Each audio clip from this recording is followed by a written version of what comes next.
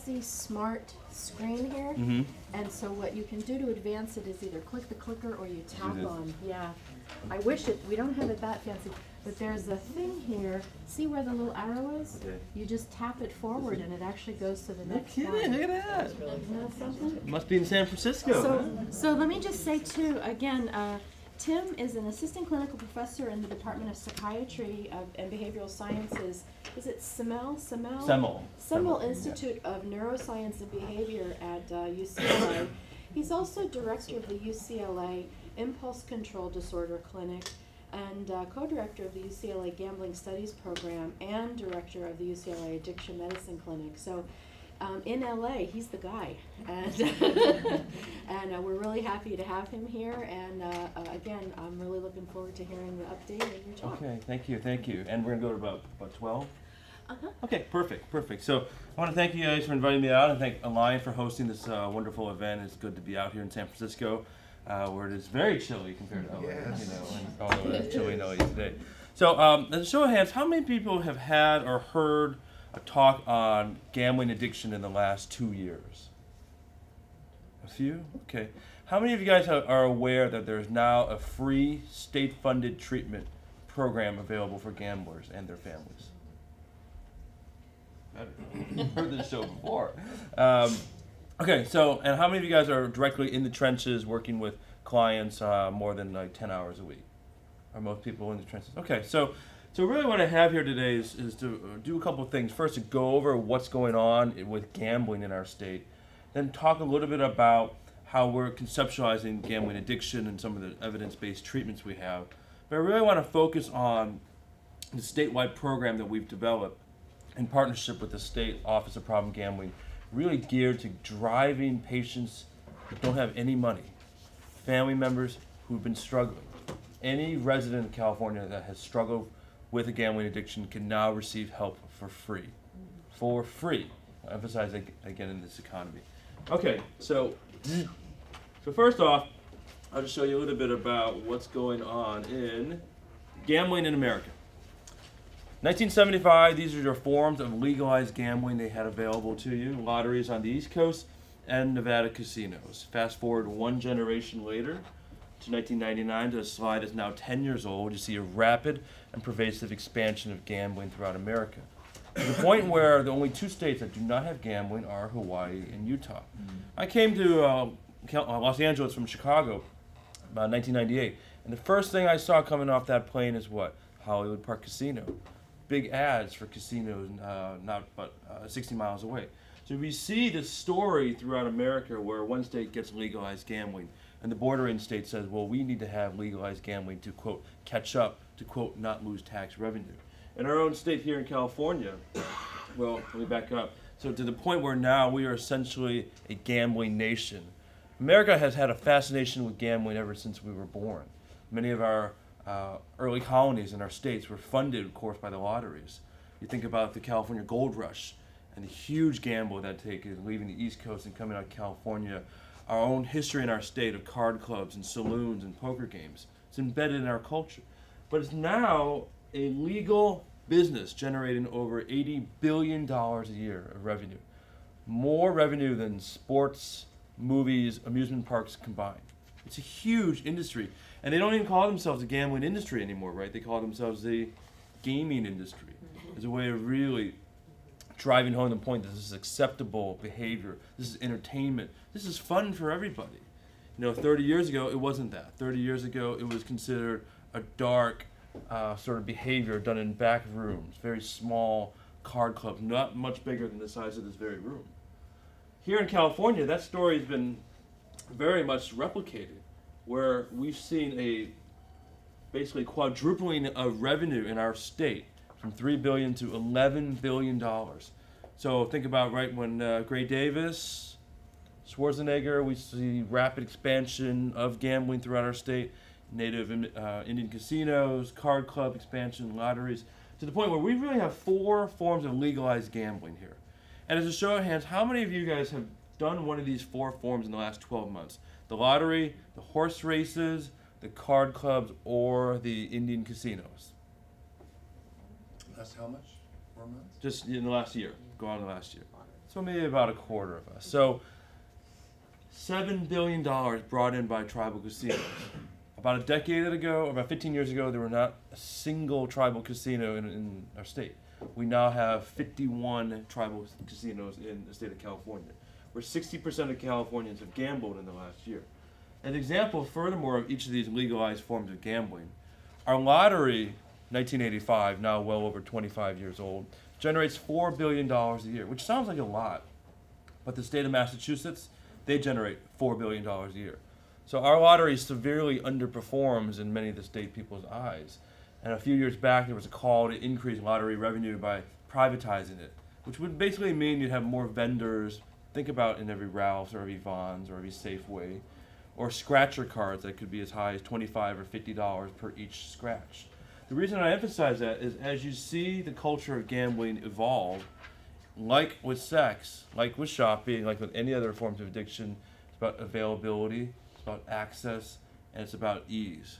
So again, very much that story 30, 40 years ago, you had to get in your car, drive to Tahoe, 4 hours, play the money, maybe you couldn't get your money out when it was gone because the banks were closed, there were no ATMs.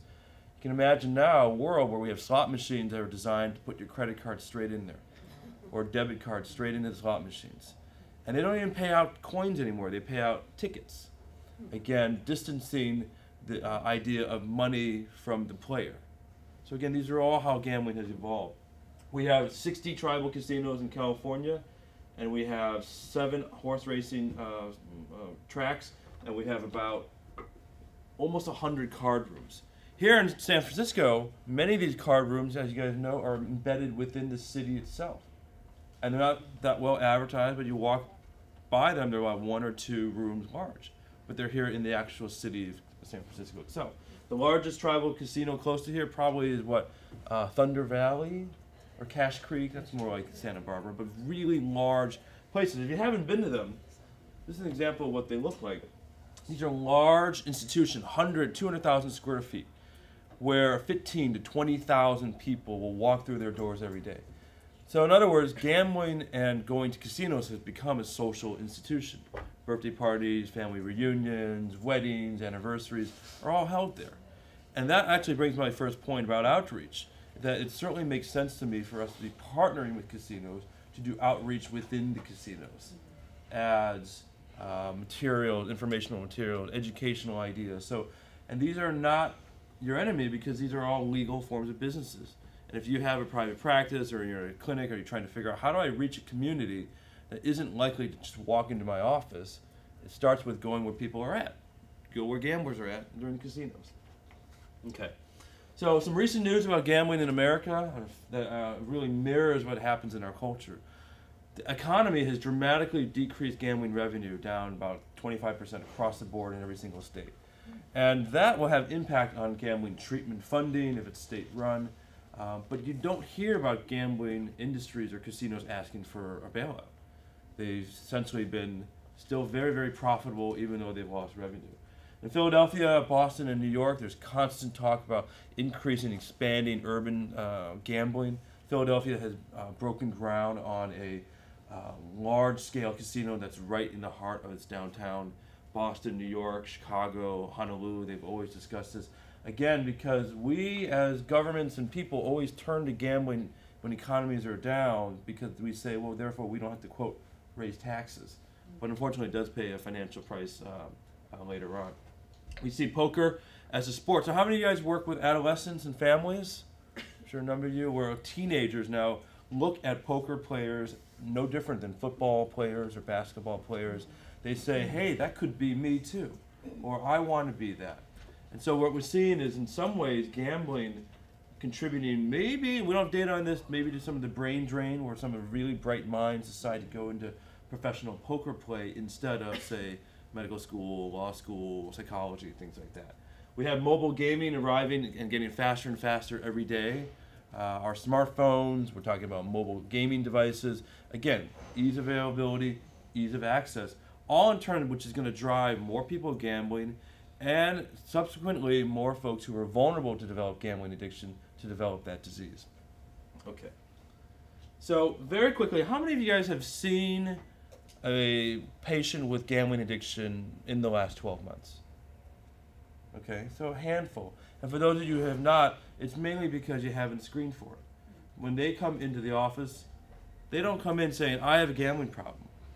I can't stop playing blackjack. I can't stop thinking about playing the horses. They come in because they say, I'm depressed, I'm anxious, I can't sleep, I'm having trouble with my spouse. I just need something for the pain. And oftentimes, they aren't even aware that their financial losses and that the symptoms of their gambling addiction are actually something that can be treated. So far and away, what we see is this range of gambling behavior where lots of folks who gamble, they do it recreationally, losses are part of the equation, it incurs no long-lasting harm. So even if someone goes to Vegas 2 or 3 times a year and they lose $1,000 each time, it sounds like a lot of money, but if they make $200,000, $300,000, that's the cost of entertainment. There is no long-lasting harm. A lot of times I'll get calls to make consultations and say, is this person or is this person not, quote, addicted? And it's not a very simple answer than that. But the simple screening question I like is very much, does your gambling create or cause harm to your life? And if it does, do you continue to do so? And if you do, that really begins to tell me that there's more issues of loss of control, compulsivity, inability to stop. It really makes it more pathological gambling or gambling addiction. We know that 1 to 2% of the general population will meet criteria for gambling addiction, which doesn't sound like a lot, but that's the same rate as bipolar disorder or schizophrenia. So it's out there. So out of 100 patients you see, it's probably actually going to be more than 1% because many of these folks have mental illnesses, so it's going to be more in the order of about 4 to 5%. The criteria, if you lay out the criteria for diagnosing gambling addiction, it looks eerily similar to substance abuse disorders, right? Tolerance, the withdrawal, the inability to stop, committing illegal acts, although illegal acts is not actually in substance abuse or dependence. The way I think of this is not a shoebox phenomena where one size fits all. This is not a categorical diagnosis. It's listed as a categorical diagnosis in the DSM, meaning if you have 5 or more, you, quote, have it. If you have 4 or less, you, quote, don't have it. Well, that's changed, and we're really trying to evolve that thinking to make this more of a dimensional construct. Where you have a client who comes in, if you do a structured clinical interview and they pull out, yeah, I'm preoccupied, I gamble, I lie about it to my wife, I chase my losses, and I develop tolerance. But they don't quite meet 5 out of 10. That's still someone who's incurring harm. Or more simply, that's still in my mind, someone who's demonstrating symptoms of the disease of pathological gambling, and therefore still going to require treatment. Okay. For DSM-5, what's likely to happen is that pathological gambling will stay embedded within the area of substance-related disorders. And most likely what we'll see is substance-related disorders, drugs, alcohol, nicotine, and then non-substance related disorders. That's what we're hoping for, with some gradations of mild, moderate, severe. But again, we're still quite a long ways away from that actually happening. All right, so I want to emphasize, and many of these slides are very, very clear. If you ever have questions about the course of gambling or the characteristics of it, you can always call me or email me. But in general, what we know is that it begins in early adulthood. And when I say begin, I mean the addiction begins. The age of onset of gambling begins much younger, 7, 8 years old, even younger than that. But the age of problems is usually around the age of 19, 20, 21, your early adult life. For a long time, we would see this big disparity between females and males in general population surveys, almost 3 to 1. That gender gap is now shrinking in part because more availability, more accessibility, and for females becoming more of an entertainment form that's approvable and acceptable. You think about ladies' poker's night, you think about some female poker stars, and that's what we're starting to see. Recently, over the last 5 years, we see a telescoping phenomenon where from the time someone starts gambling to the time they develop problems is much shorter. Comparatively to the 70s and 80s, we were talking about a 14, 15-year time lag. Now we're talking about as little as 4 or 5 months, or even just a few years. So again, you think about like cancer, where if cancer took 10 years to develop, and now it's only taking 2 years to develop. This is kind of what we're beginning to see with gambling.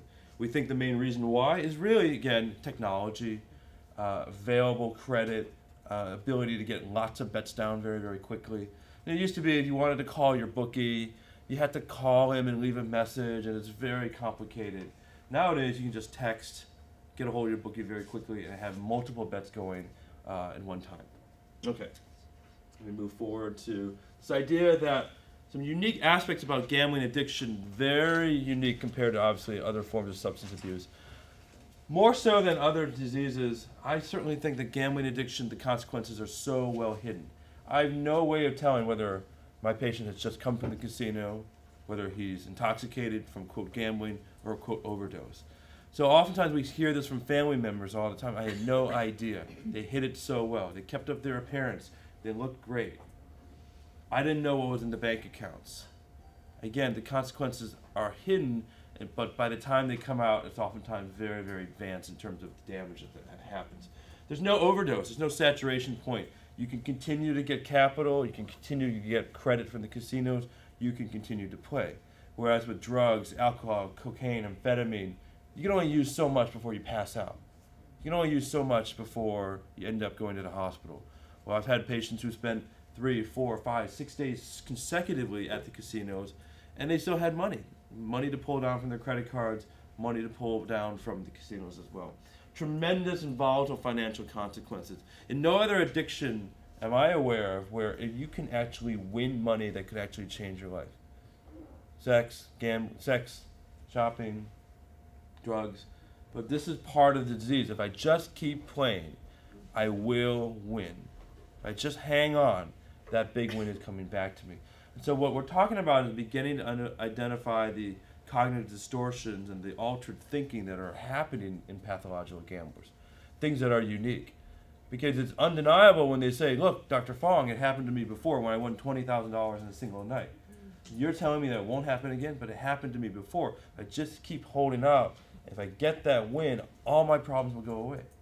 I've never heard a cocaine addict say to me, if I got the perfect rock, that all my problems would go away. Financial, legal, spousal, all of that. And again, no form of objective drug testing or objective way of measuring whether someone's actually gambled or not. So monitoring is much more challenging. Okay, in our state here in California, we know that about 4%, this was a large statewide survey, 4% of our state will meet criteria for some sort of harm created by their gambling behaviors. This was done 5 years ago. The number can fluctuate a little bit. Comparisons to other states is one of the largest and highest percentages. Why is that? Do we have some sort of special genetic code as Californians? Not really. It's just because we have a lot of gambling. We have a lot of opportunities at which to gamble, with the highest rate being among African Americans, disabled, and unemployed.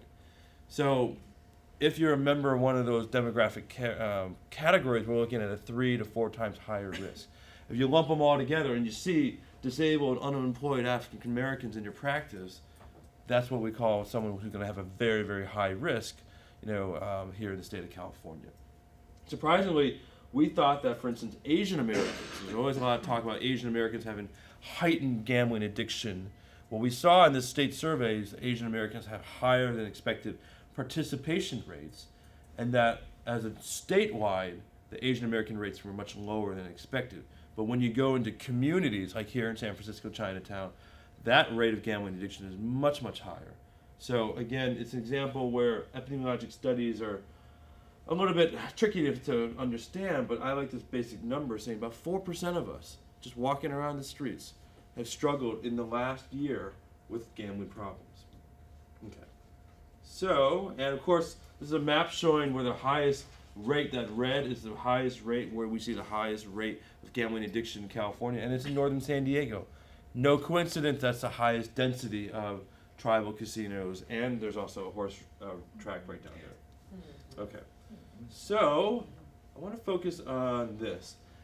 Instead of telling you what it's like to be a gambler, if you watch these films, they will really show you the mindset, and you will sit there and feel the actual psychology of gambling. You'll sit there looking at the hero, or the main character, and wondering, why don't you stop? Why don't you get it? You're up $1 million. Why don't you walk away?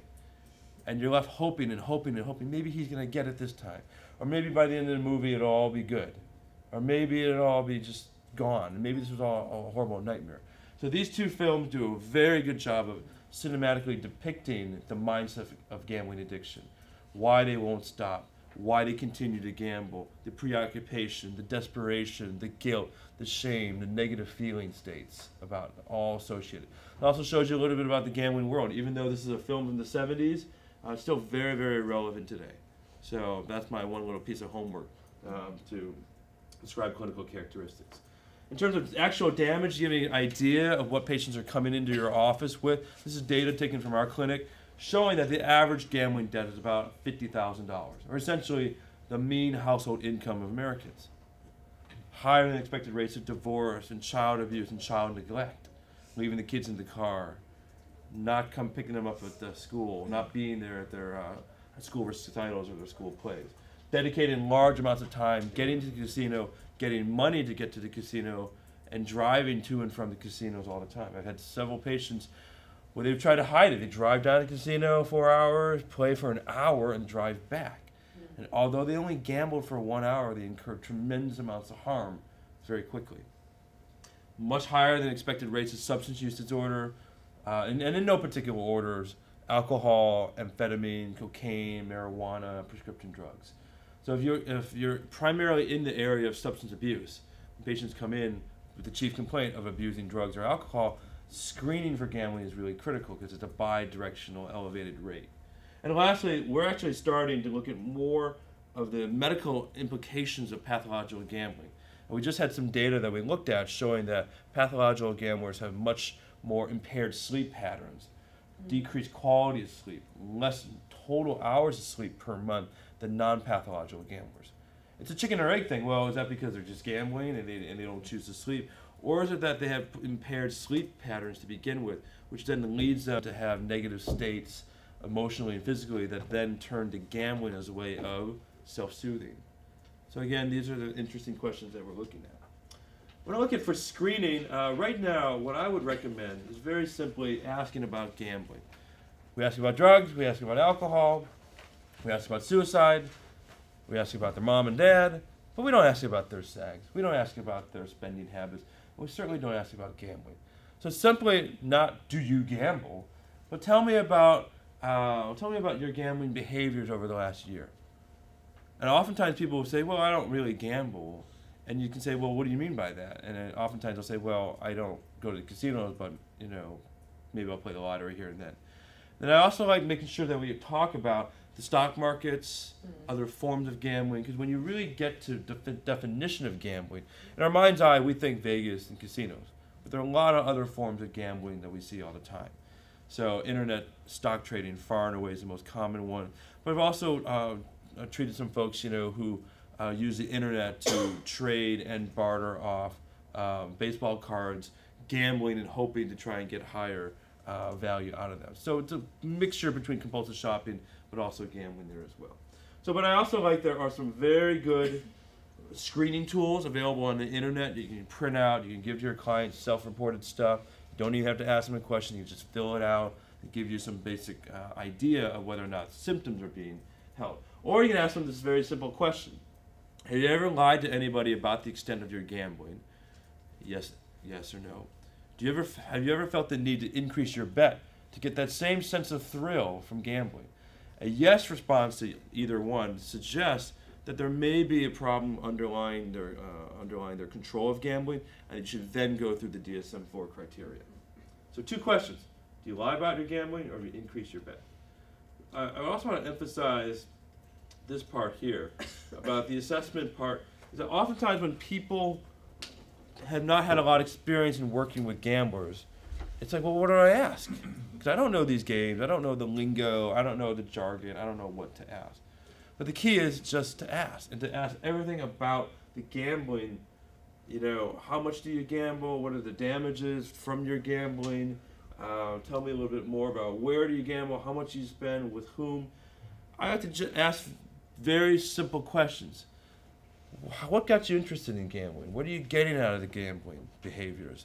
What's preventing you from stopping? Who knows about your gambling? you think like an investigative journalist and a reporter, you're going to get some very interesting answers. Tell me about the meaning of gambling to you. What are you hoping to accomplish? How do you feel when you walk into the casino? How do you feel when you drive to the casino? All these bring out clues about either severity, psychology, conflicts, meanings, and things like that. For instance, I had a patient just last week who I saw who came in and he was struggling with working with a bookie where he had lost about $150,000 to this bookie over the course of 2 years. But then he had an incredible 6-week run where he now was up $300,000. And he said, well, I know I've struggled with this bookie. I know I've struggled with losses. I want to get out of this. But at the same time, I don't know if I'm going to get my money. I'm not quite sure how to handle it. I don't want to gamble again. So we talked a lot about, well, what do you want to do? What's your goal with the bookie? What's your goal? Why is it that you only play with the bookie and not on internet sports betting or in Vegas?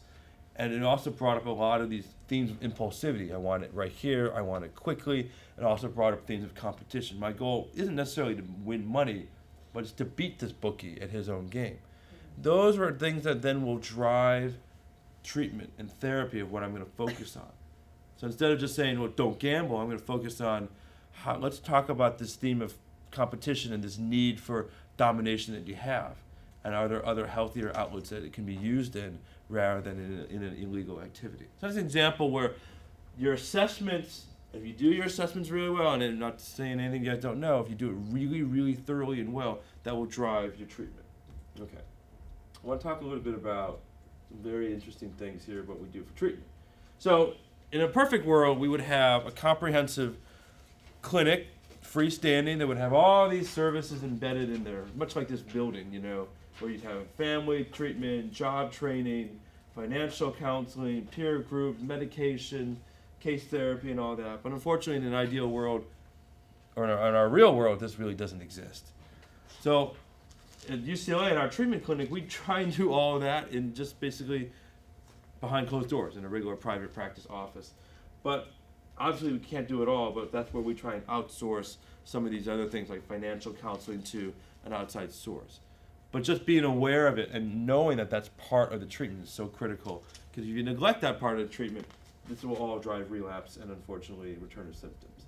So prior to 2009, this is what was available for patients with gambling addiction in California. There were high-end residential treatment programs where gamblers, if they had money, would have to pay $20,000 to $30,000 or $40,000 a month to get treatment. A variety of outpatient treatment programs scattered throughout California. Many of them self-pay again, or maybe they might take insurance, but insurance may or may not pay for treatment. And very few, quote, specialized gambling specialists who've actually gone through training, certification for gambling treatment, or things like that.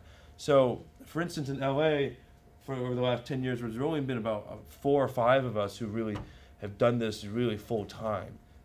So the majority of treatment is not in the hands of specialized addiction folks. It's in the hands of community centers, private clinicians, and other folks. And unfortunately, there have not been as much training for gambling treatment. But we're starting to change that over the last 3-4 years. Gamblers Anonymous, of course, available nationally and internationally, 50 years old.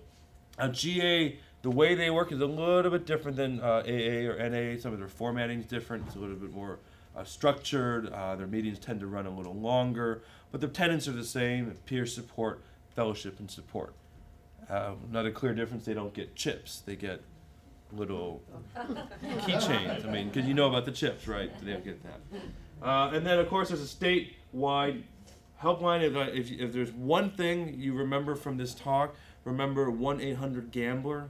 Think of that as a central repository where patients can call, where you as a therapist can call to get more information, to get referrals to local providers. So 1-800-GAMBLER, you see it on billboards, you see it on the back of lottery tickets and things like that. To give you an example of the kind of demand for services, roughly 300 calls a month go to that helpline for help.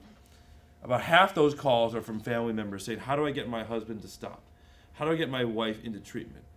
So one area of neglect that we've not addressed in treatment is how do we help the family? And so we can work with the patient, if they're there, but we can't do anything if they're not motivated, if they don't have any insight. So really, a lot of this family work is critical, and that's where I would also encourage you to talk with your patients to find out not only what they are doing, but what are their family members doing. Because maybe their depression is being driven by financial problems caused by their husband who's gambling, but the wife doesn't want to tell you because she's so ashamed about that actual fact. Okay, so I know I'm skipping around a little bit, but I really want to highlight the main things here, what we have here.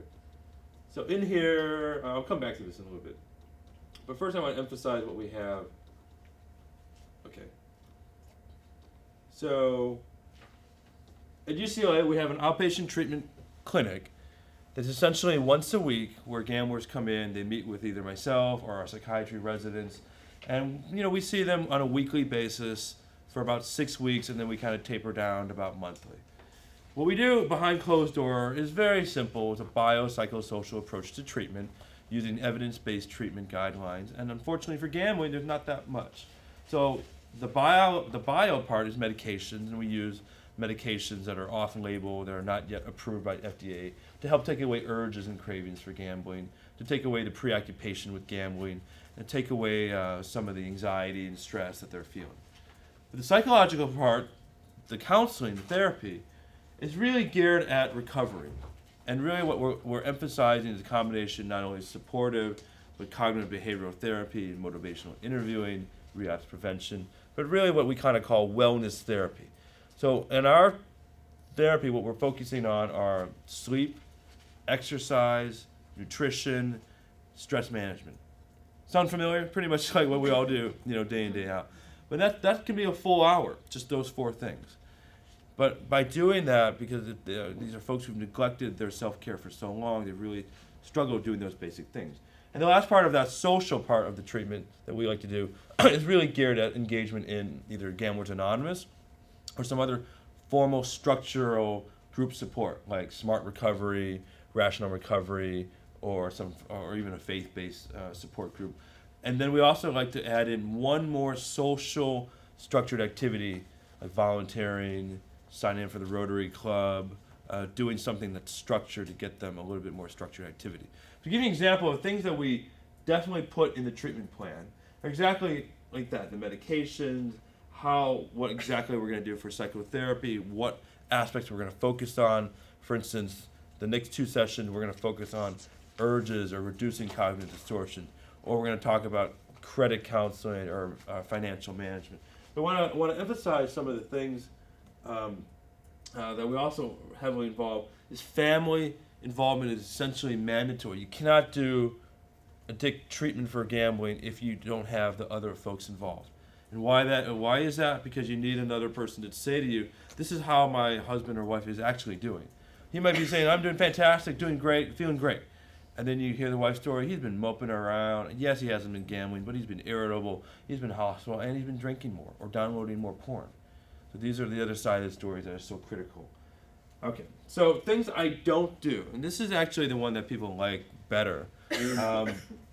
We don't use patient contracts. I know Rob likes to use patient contracts. For gambling, we don't. I found through the years that these are folks who are impulsive, who are shamed, who lie, but anytime I impose my will as a physician, they haven't come back. So if I say to them, sign this contract that says you won't gamble, and if you do gamble, I'm going to kick you out of treatment, or we're going to escalate it. That doesn't work for our treatment model, which is a private practice, office-based model. We also don't tell the patient to just stop gambling. Just stop already. Enough. And surprisingly, a lot of therapists think if I just say, just stop, or even gentle, that they'll actually stop. But it doesn't work. Because again, if they could stop, they wouldn't be there. And even though that sounds so basic, I've seen so many patients come in and tell me, and I ask them, well, what did your other therapists tell you to do about your gambling addiction? They told me to stop. So, and instead, and I also, as a corollary, don't tell patients everything will be fine, because many times it won't be. When patients come in with large generational debts, $150,000, $200,000 of debt that they've lost in 3 months, it's not going to be fine, because they can't recover that debt. So instead, what I say, you know what, you've created a lot of harm and suffering from your gambling. My job as a therapist is to try and reduce that harm, try and reduce some of the pain you've been feeling, and try to prevent more harm and suffering from happening. So a lot of times, people don't realize, oh, well, yeah, I've suffered a lot, but I could suffer even more. And oftentimes that's important. But I don't want to patronize and tell them because it may not be fine. Don't enable the patient, an obvious one, but I'll give you an example. Obviously, giving money to the patient would be an enabling form. But not having the patient pay your fee or pay your copay or letting them cancel at the last minute and not charging them the full rate, that's enabling. That's allowing them to continue to try and get something for nothing, which is the gambler's mentality. So I've really taken this firm stance to say, listen, your time is exceptionally valuable. I don't say my time is exceptionally valuable. I'm an academician. I'm on salary. I'm just hanging out. But this idea, though, of saying to them, my time's really valuable, and if you don't pay me, I'm going to charge you full. I say, no, this is part of your recovery. And every hour, every minute you're not here, your recovery is going to suffer a little bit. And if you don't pay and take responsibility for what this will cost you, that's going to, in turn, continue to make your disease continue. That's very, very important. Don't cross professional boundaries. Now, obviously, with gambling, again, such as leaving gambling trinkets in your office. Oftentimes people do that when they go on trips. They get just free stuff, and it's there. Or very simply, I've had many therapists say, well, I'm going to go with you to the casino. Or I'm going to watch you gamble. And we're going to do some in vivo work. We're going to do some exposure therapy. Well, there's been no data to support that. We see that, again, all the time. Or they're going to say, I'm going to go to the bank with you. And we're going to shut down your bank account together. I mean, again, basic tenets, but I've seen this time and time again. It's more so when I see it with substance abuse treatment providers who are not experienced with gambling. When they'll say things like, your methamphetamine addiction, your alcohol addiction, maybe you ought to take up something else, like gambling, as a way of entertaining yourself. And unfortunately, we see this too often. In our own hospital, we had bingo, as a form of entertainment for the patients until I started doing work there. And in fact, I had a gambler that was admitted to the hospital, and he won several times in bingo. And he said to me, Dr. Fong, I've been playing the wrong game the whole time. And I remember coming down to, what's that hospital in San Mateo? You don't know the name of that one? So anyway, while I was getting a tour, I was walking around, and I saw the patients playing poker. And I said to the resident, what's this all about? And he goes, occupational rehab. I said, but they're playing poker. That's gambling. And he goes, oh, you're right. That is. It's probably, we shouldn't be doing that, should we? As an example, again, where oftentimes we just mistake and we forget there's a very fine line between games and gambling. But gambling, again, it can be done so commonly, so that we oftentimes can forget about it. And then lastly, I want to look at things that I definitely do. So again, as you heard me say before, I emphasize recovery. And we're defining recovery as not just abstinence. Recovery isn't just not gambling, right? Recovery is living a voluntarily maintained lifestyle that focuses on sobriety, healthy lifestyle, and citizenship. Healthy lifestyle and citizenship are the two components of recovery that we oftentimes very, very much neglect. We spend so much time emphasizing how to get them to stop gambling and using drugs. We forget that there's an incredible amount of value in learning how to be a productive member of society again.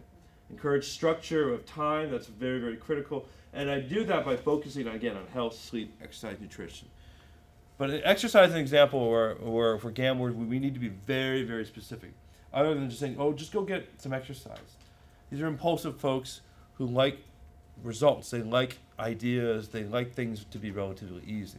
So this would be something like you need to sign up for a boot camp, or you need to sign up for 6 classes, or you need to go to the Y and join with your wife a ballroom dancing lesson. The more specific, the more I found people will actually engage in those behaviors. Oftentimes, of course, sharing with them the diagnosis and prognosis. There have been many gamblers I say, you know what, like cancer, your disease not only is permanent, but in some respects it's fairly terminal.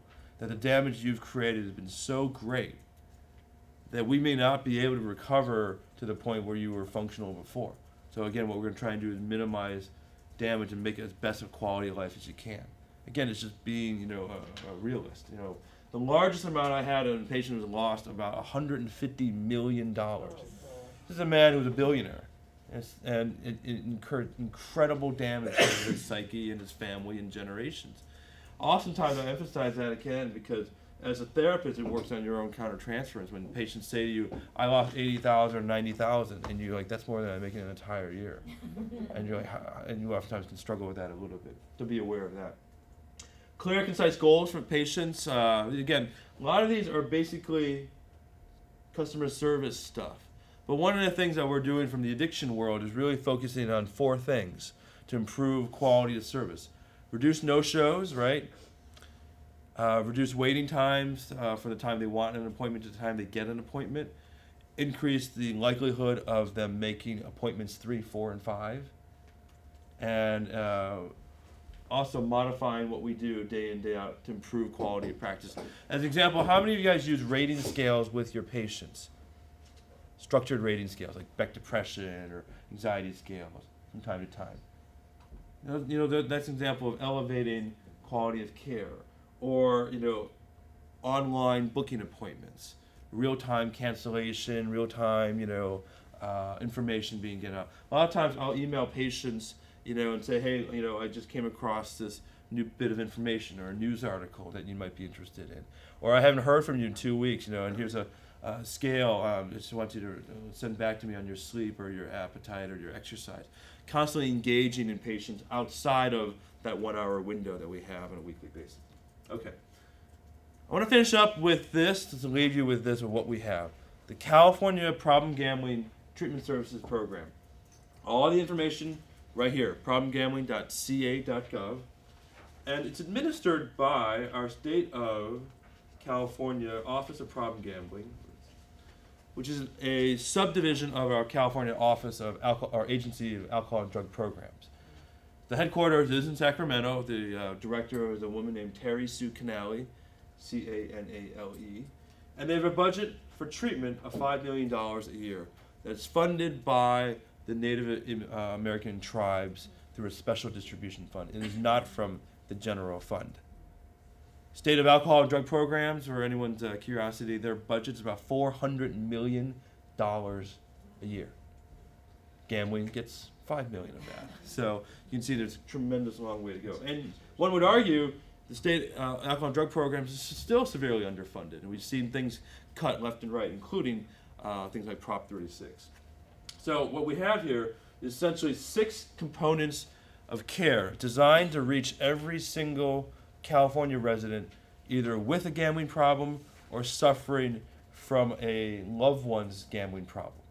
So it all starts with training. Now we've conducted, I think now about 10 trainings statewide, 30-hour trainings, free CEUs for gambling treatment. Has anyone attended one of those trainings here in this room? No? So we offer these about 4 or 5 times a year in partnership with the state. A lot of gambling researchers and treatment specialists, we do this 30 hours. So that's 4 full days. So by the time you leave, you really have a very solid grasp on not only the basics, but advanced techniques to really work with gambling patients. We have developed brief interventions. Basically, you call 1-800-GAMBLER. The client can now access telephone counseling for 6 free sessions. So if they live all the way out, say, like Stockton or Merced or Turlock, and there's no gambling therapist in that community, they can call this number and talk to somebody for 6 sessions, 6 weekly sessions for free. We also have a intervention helpline for Chinese speaking based right here in San Francisco. Nikos, anyone heard of Nikos Health Coalition based out of San Francisco, Chinatown? So they run a Chinese speaking helpline service, again offering 6 free sessions over the phone. But the meat of this statewide treatment program is a state network of outpatient care, where right now we have over 200 therapists that are ready to be authorized to go into the state network. So you call the 1-800-GAMBLER number, you say, hey, I have a client who lives in Pacoima or in Tulare County. Give me the names of the therapists that the state have authorized for this treatment program. So we franchised out treatment throughout the state. Our goal is to have 500 therapists by the end of this year lined up. To become a therapist in this network, You have to start off with the training and then get authorized, but then eventually, once you're authorized, you can see clients in your office. The setting, private practice, community centers, jails, clinics, it doesn't matter. But the idea is that if you are a problem or pathological gambler or a family member, if you go visit a state provider, you get seen for free, and the state provider gets reimbursed by the state for their services at a value of $100 per hour. So we built this thing from the ground up with the idea of really trying to build something, everything from brief interventions all the way up to residential and intensive outpatient programs. So we have the residential and the IOP program housed in Los Angeles. So if you have anyone out here up north that develops a gambling addiction who really clearly needs more structure and more treatment, you can refer them down to Los Angeles and they can stay there in the residential program for 30 days, 60 days, or even 90 days. So we now have some treatment slots available. So the bottom line is that as of February 2011, if any gambler comes to your office and they cannot pay for services, they cannot access because they don't have health insurance, they now can receive a whole multitude of free gambling treatment services. And this is really where I need your help, because as much outreach as we're doing, it's hard to get the word out. These are, we don't have fancy Super Bowl ads or billboards for this. We're really boots on the ground kind of thing. So I'm going to pass out a couple cards. These are cards actually for our clinical trials at UCLA, where we're running some trials, to help gamblers. But they also give you our website and our information where, again, patients can access all these various things. So one of the things I want to end up with is just give an example of how these case studies would work. So this is a patient of mine that I saw about 2 years ago. She came in primarily for alcohol abuse. Again, as an addiction specialist, I see all sorts of drug, alcohol, and behavioral addictions. She came in saying, I know you're a substance abuse expert. I want some help with my drinking. I've been drinking more over the last year. I have more drinks than I'd like to have. I try to cut down. I can't. I've had 2 DUIs. I'm drinking at work. People are starting to whisper. I own a restaurant. I need to stop. In the course of the intake, she also tells me about that she's been gambling regularly for the last 10 years because she lives in northern San Diego, and when the casinos opened up, she started to go there. It was very exciting. It was a nice way to relieve stress, and she had won a very significant jackpot on the slots early on in her gambling career, which led her to really enjoy casino life and wanting to go back and experience that win again. She estimates that, my losses were about $45,000 in 2009, and she had an annual gross income of about $120,000. She also emphasized that there were all these consequences: credit card debts, lost time at work, stress about the gambling, work productivity going down. And all this, as she was telling me, she's like, what does this have to do with my drinking? And I would say to her, it has everything to do with your drinking. Because I said to her, tell me about your drinking patterns when you gamble. And she's like, when I gamble, absolutely, I drink heavily. And I said, well, do you lose more money after you're drinking? Oh, yeah, well, everyone does. Well, I say, but not everyone has 30% of their income lost to gambling. And so she came into my office saying, well, I'm supposed to come here for alcohol, and now you're telling me I have a gambling problem? I said, yeah. You go to your doctors with chest pain, hoping that it's just, reflux, and now he tells you you have heart disease. Well, this is the reality, ma'am. And I told her, but what we're going to do, you're lucky today that you're going to get 2 for the price of 1, where I'm going to treat your alcohol and your gambling. So I said, I have medications for your alcohol that also works on gambling urges. I'm going to get you to start therapy in San Diego with a counselor and therapist I know who would talk about both your gambling and your alcohol and how they intermix. Refer you to go to GA. I said, she didn't want to go to AA. She said, that's not for me. I said, you know what? Fine, go to GA. And in fact, I found her a women's meeting specific where I think you're going to do well in. I said, but I also want to talk to your husband about a little bit more about what's going on. And with each intake, I like to give 3 homework assignments, 3 basic assignments. And they can change for each person. But for her, I said, number 1, I want you to actually tally up your actual losses and get me a real firm number, not an estimate of how much you've lost. I said, number 2, I want you to develop a new dish for your restaurant. Just bring me back what you developed. And then number 3, I want you to join a gym and get a trainer. So 3 very clear, tangible things. And again, she's like, what does that have to do with drinking and gambling? I said it has everything to do with it. but just follow these assignments and these will help with your recovery. But what happened is that she came back about a month later, and in regards to the homework assignment, she came back, and her actual 2009 losses were $65,000. So it was $20,000 more. So she guesstimated wrong. And I said to her, how did that feel when you found out you had $20,000 more that you spent on gambling? She said, that made me upset and angry, but it got me motivated. It was a wake-up call. Number two, she came back with a new dish, which she was very happy with, and she said, you know, it was just hearing that, you know, motivated me to want to create something. But she didn't do the exercise. She said that was a little too hard. There was too much to do. I didn't quite get into it, but I'll get to it later. So again, nice way of really getting people engaged into treatment and things like that. But again, it's a story that's very similar and familiar. When patients come in expecting one thing, if you do a thorough assessment. If I never asked about the gambling, she wouldn't have talked about it. If I never asked about what is the source of your credit card debts, I wouldn't. If I would have just assumed, oh, the economy is going south, restaurant business, difficult, it must be related to the business. That's an assumption. Assumptions that we make as therapists oftentimes are very, very dangerous. So those are things I just want to highlight. Okay, let me stop there, and I know we'll be back for the afternoon for the discussion and Q&A. You have some of these cards again, and you have these handouts, but they don't have the electronic version. Is that right? We can make it available. I can. Yeah. Okay, yeah. So please, you know, you'll have the electronic version. You can pay it forward to your friends and colleagues if you do any teaching. And if you're ever at UCLA and you wanted to stop by and see what we do, or just, if you ever have questions, you can always get a hold of me. This phone number is a direct line to our office, or you just email me anytime. Questions related to gambling, related to addictions, or anything related to expertise in substance abuse. I'll be more than happy to help you out on that. So that's my email. And this thing's unbelievable. Don't you want one The for big home? bread? The big bread? Yeah. So- I want it for home. I want one in my Amazing. living So, room. okay, thanks for your attention. And now it's the best part of the day for lunch. And before we break again, it's about 12:02 now. What I'd like to maybe have us do is come back at, say, 1:05 to give you a full hour. Pier 39 is right across the street, and there's a ton of places you can kind of get in and out. So please enjoy.